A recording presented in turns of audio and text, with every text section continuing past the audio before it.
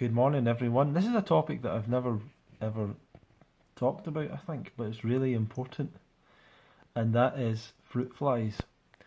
And if you are going to be storing fruit in your home to eat a raw vegan diet or a fruitarian diet, you're going to need to be able to deal with the fruit fly issue that can arise. And some people can really end up with a lot of fruit flies in their home. Now, the first thing to say is that during the winter, in the colder parts of the year, you'll basically not get any fruit flies if you live in a place that gets cold or has a winter. But in the summertime and in the warmer times, you can have an issue with fruit flies. And it's hard to tell, really, where they come from. I think that there are eggs on fruit already when it's in your home. I don't know where they come from. If they come from outside into your house, if they're all on the fruit, if they're like hiding in your kitchen somewhere, I'm not sure. But the first time I ever really came across fruit flies was when years ago when I worked in a supermarket, and I worked in the wines and spirits section. So I would just put wine and boxes of beer and everything up onto displays and on the shelves. And I started to notice these little flies flying around, and I was, I was kind of confused. I wasn't sure what was causing that, and I saw there was some alcohol that had been spilled, but it was like under a shelf, so you couldn't really see it. And so I started taking stuff off the shelf, and there was this massive like pool of basically alcohol that had been left that no one had realised was there. And so I had to try and clean it all up, but there was all these like very small, there was fruit flies all around, and there was small like kind of fruit fly larvae in it. And I asked the guy, what are these? And he said that I think he called them, I don't know if he called them fruit flies or if he called them something else, but he might have called them like wine flies or something weird like that. But anyway, that was the first time I'd ever really noticed them ever. But then when I started to do the raw vegan thing, what I was doing as a mistake was I was making, smoothies and stuff, and then I would leave the blender out, and I didn't rinse it straight away. And so if I left it like overnight in the summer, when I went back to it, it would have fruit flies in it. And this happened quite a lot. And I wrote this song called "Fruit Flies in My Blender." It was just like a blues song thing about it. And that was the first video I ever put on YouTube, was that song. So I started to realise I started to have some fruit fly problems, and I've not really had any fruit fly problems in the last few years ever. So I want to share you why. I want to share you how you stop fruit flies. Essentially, if you're going to be storing fruit out, just out on a table, out on a thing, anything else, you need to be going through that regularly to take away any fruit that's open or any fruit that's like started to rot, because that's what really seems to attract the fruit flies. So you go through the fruit and make sure none of it is breaking open. They won't really be attracted to fruit that is fully enclosed in its skin and that hasn't started to rot or ferment yet. They seem to be they go for fermented rotten fruit. They never ever are attracted to dates. So you can leave dates out, you can leave dried fruit out. Obviously other forms of raw food like nuts and things, you can leave these out. These aren't going to go off anyway because they've been dried.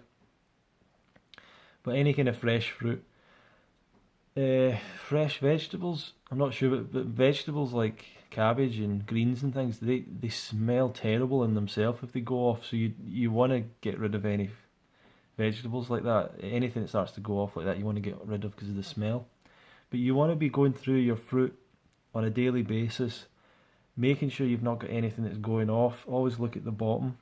Make sure there's nothing that's mouldy going off and anything else like that. And if any juices come out, you need to dry that off or get rid of it. And then you shouldn't really have any problems with fruit flies if you do that consistently. There's no reason for you to have like tons and tons of fruit flies in your house, because the other thing is, it's not like they live for ages and ages.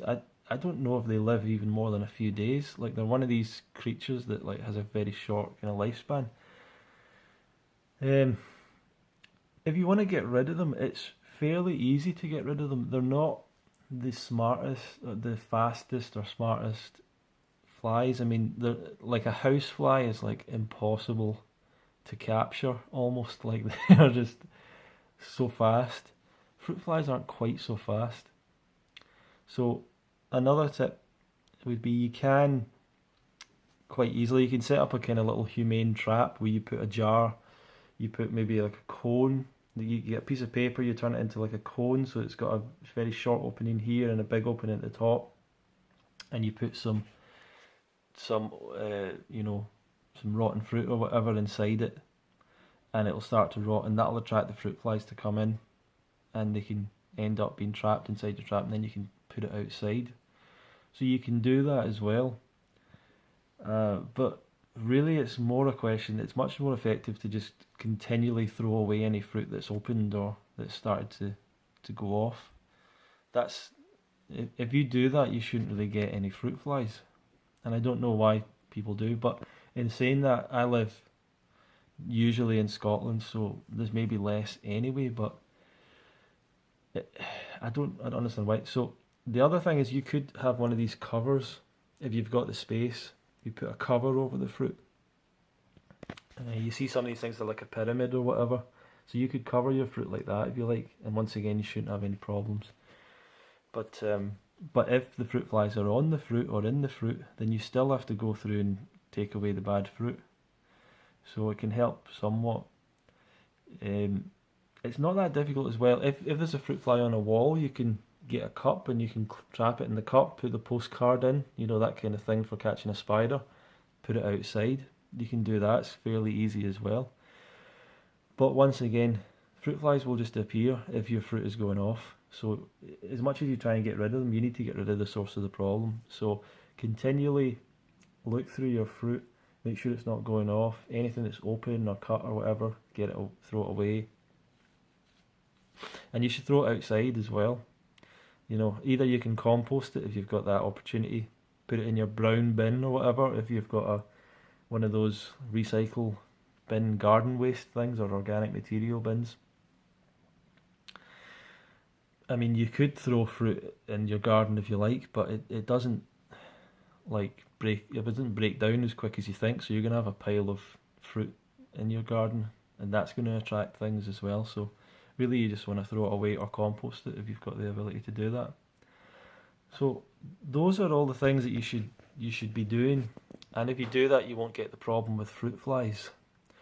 And they can be very annoying, and it's just not nice to have flies flying around you and everything else. But as long as you keep things as long as you keep it clean, monitor your fruit, throw away the fruit that's gone off, everything should be fine. Feel free to leave a comment below. Let me know if you've got fruit fly problems that you've not been able to get rid of.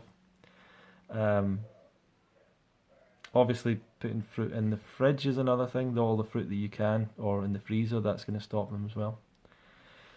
So yeah, leave a comment down below. Let me know what you think about that issue, and I'll see you in the next video. Thank you.